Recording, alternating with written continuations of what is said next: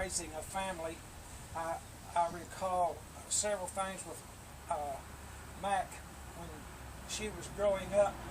She and her friend Marvel Bardman, they were, like I say, they were quite corkers, I'll tell you. And Merle, who later married Dennis Snook, she could tell you some tales those girls would do. But at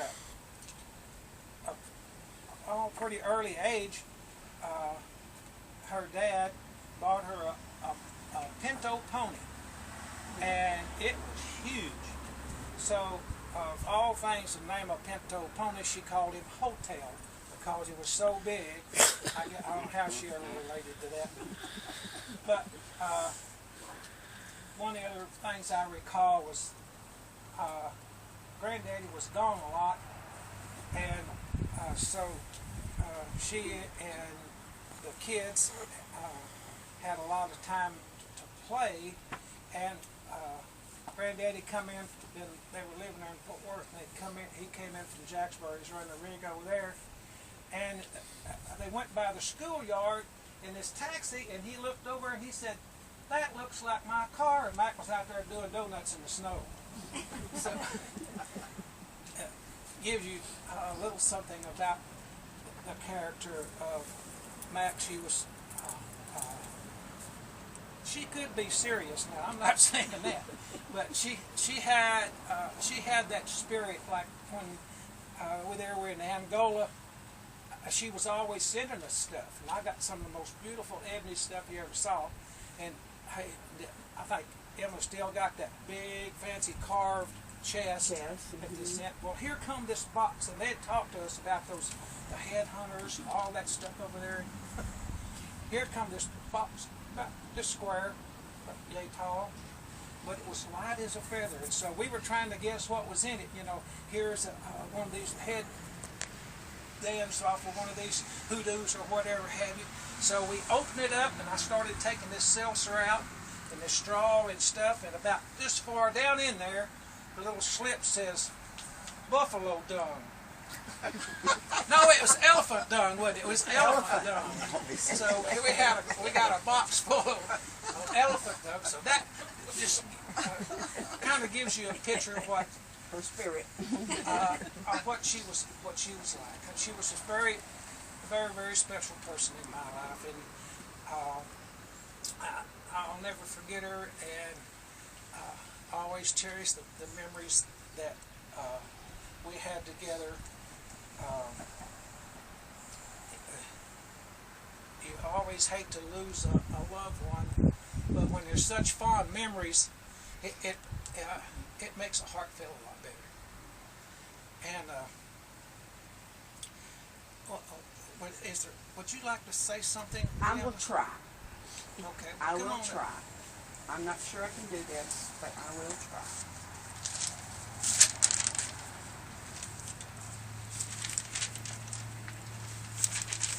First of all, I thank all of you for coming. Special. Appreciate it so much. And I almost feel guilty because I'm really kind of happy about this because she went so easy. It was so easy. We were talking, and she closed her eyes and she was gone. I mean, it was wonderful. But our friend Ken found this for me, and I'm going to try to read it to you. Our mother. You can only have one mother, patient, kind, and true. No other friend in all the world will be the same to you. When after friends forsake you, to mother you will return for all her loving kindness. She asks nothing in return. As we look upon her picture, sweet memories we recall of how far so full of sunshine and a smile for one and all. Sweet Jesus, take this message to our dear mother up above. Tell her how we miss her and give her all our love. That pretty much says it. My mother, I had the privilege of having my mother in the next room for 12 years before she got sick. I had mother and daddy. My mother never complained about anything. And all my life, I cannot remember her ever complaining about anything. And in the oil field, when we moved around, believe me, she could have complained. But back then, you went where the rig went. But we had an adventure growing up. My dad drilled wildcats, Wyoming and Colorado, in the early 50s. And that was an adventure. And when they went to Africa, they were still having an adventure. And she was raised in North Texas on a ranch. When she and Daddy came back from Africa, they came back to that same space before they came to Wimmera to live with me. Mother was sweet. She loved everybody. Great sense of humor, and just never gave up.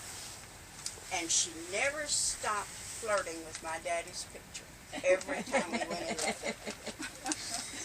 They knew each other 6 weeks when they got married. And until Daddy's death, they'd been married 63 years. So, you know, and family, my daddy's family, her family, she loved, even those that were not too likable, she loved them anyway. So, Buster and I have been very fortunate. Raising my brother. It's been quite a trip. Quite a trip. Thank you again for coming.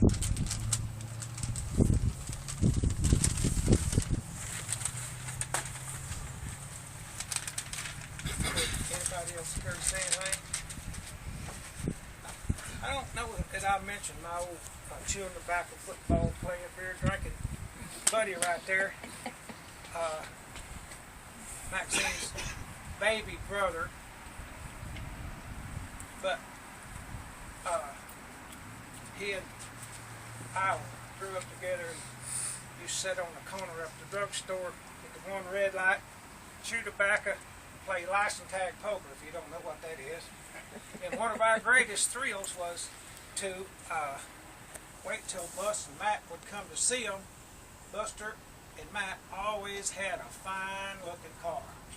So we couldn't wait for them to come here because she'd take us riding around the square. We'd roll the windows down and turn the radio way up, you know. And, It changed me, has it? And we were really fortunate that she was so kind to us. And you know, big sisters are a pain sometimes, but she would always tolerate us, and I never forget with. And I just like to read another, unless someone else has something on that. And this little scripture before I forget it. Once this is over, Nell has invited everyone up to her house at 750 Skyline Ridge Lookout. And if you don't know where that's at, just follow that old gray truck there.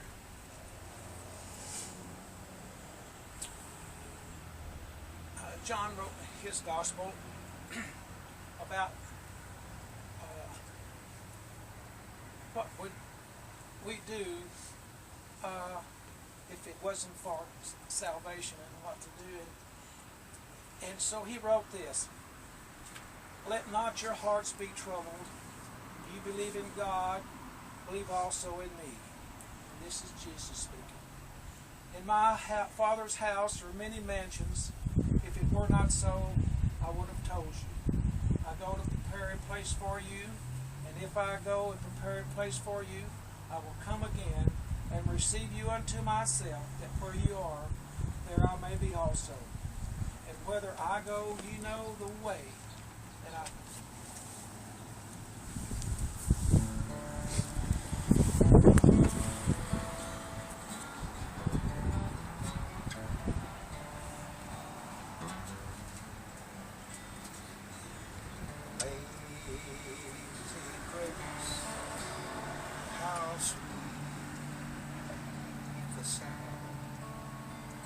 that saved